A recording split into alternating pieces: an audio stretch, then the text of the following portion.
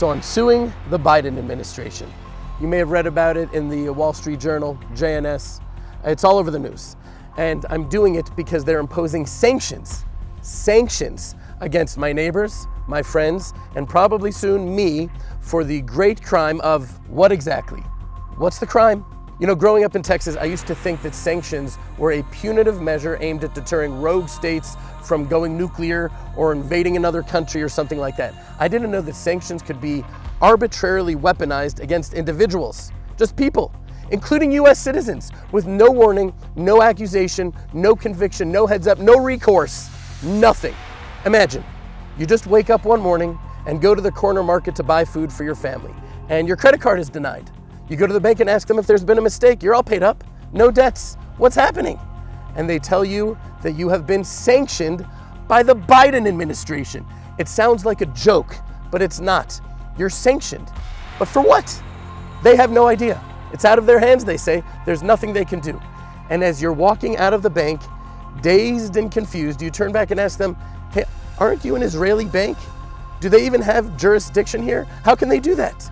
And they just answer with the sad truth. If we don't cooperate, they say, the US government may lock us out of the international banking system. They'll sanction us. We just can't run that risk. And so there you are, penniless, not a shekel to your name. So how did we get here? Well, I think it's pretty clear that what happened is that in the wake of the horrific massacre of October 7th, the Biden administration feared that if their response was too pro-Israel, they would lose their Arab voters in the swing states of Michigan and Minnesota. And so they desperately needed to manufacture a false moral equivalence between the baby murdering sadistic rapists of Hamas on the one hand and their equally evil counterparts among the Jews on the other hand. The problem is that no such moral equivalence exists, not even close, obviously. So they defaulted by attacking the global left's favorite straw man, and we all know who that is. The settlers. And so was born the outrageously false and slanderous term extremist violent settlers. And to this day, they're using this blatantly dishonest blood libel in order to justify these sanctions in hopes of endearing themselves to the Hamas-supporting Arab voters in Michigan and Minnesota. And when I say that these accusations are lies, I mean outright lies, the opposite of the truth. If these accusations are true, then I challenge Joe Biden, Kamala Harris, or anyone else over there to provide me with one name of an innocent Arab that lost their life in a premeditated attack carried out by a Jewish settler. Now, obviously, this wouldn't include Arabs killed in self-defense while infiltrating Jewish settlements or committing terrorist attacks. Obviously. And unfortunately, I need to make that distinction because according to the UN, the knife-wielding terrorist strapped with explosives who was shot while breaking into a Jewish farm in Samaria last year was labeled a victim of extremist settlers. I kid you not. So please, give me a name of an innocent Arab who was killed by a settler in a deliberate premeditated attack. One name. What about in 2023, 2022, 2021, 2020, 2019, 2018, 2017? Not one? So what are we talking about here? I can give you hundreds of names of Arab terrorists who deliberately and premeditatedly left their homes and proceeded to maim, rape, and murder innocent Jews. Men, women, children, babies, elderly. But there's not one sanction against any of them, not one. And not only isn't the Biden administration sanctioning these Palestinian Arab terrorists, but they're funding them. For real.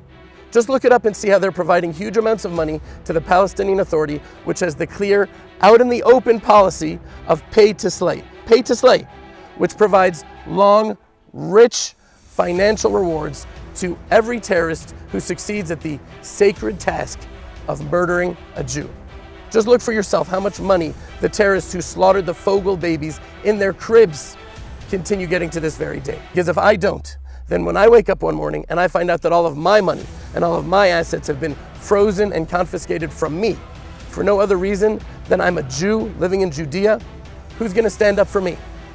And if the Jews of Judea don't stand up and defend ourselves from this great injustice, well then, by the very same logic, every single Jew in Judea can and will be sanctioned as being obstacles to peace.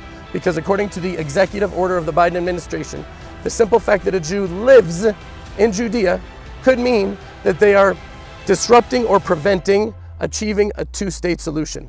Because according to Biden, and the Biden administration, as insane, as irrational as this sounds, the settlements are the primary roadblock to the two-state solution, to peace in the Middle East. And let me be clear, even if saying these words get me sanctioned, I want to be clear right now. I am against a Palestinian state in the land of Israel with every fiber of my being.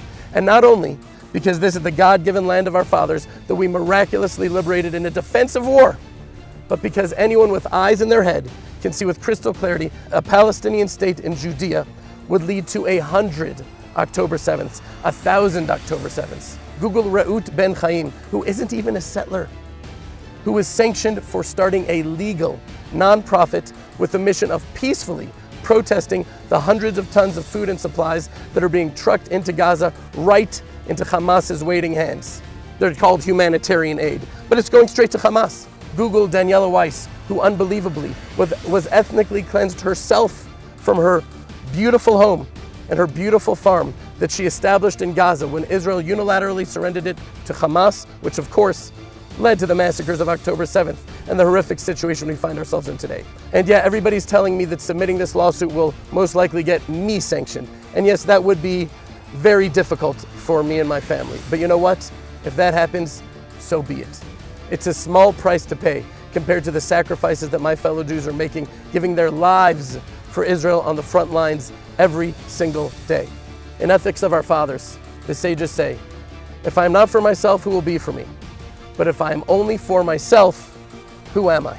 The Jews of Judea are the tip of the spear in the battle against the global jihad. These sanctions and all the attacks on the Jews of Judea are only the beginning. After coming for us, they will come for all of you. So stand with us here in Judea. Not for our sake. God is with us, but for your sake, for the sake of truth, for the sake of what is right and good and just. There are moments in history where you have to take a stand. This is one of those moments. Where do you stand?